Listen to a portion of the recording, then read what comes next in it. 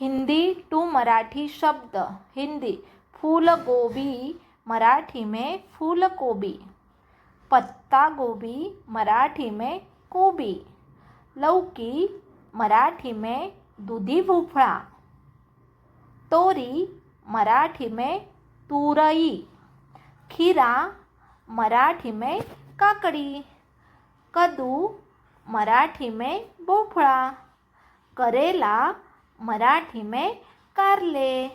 बैंगन, मराठी में वांगे। भिंडी, मराठी में भेंडी। पालक, मराठी में पालक।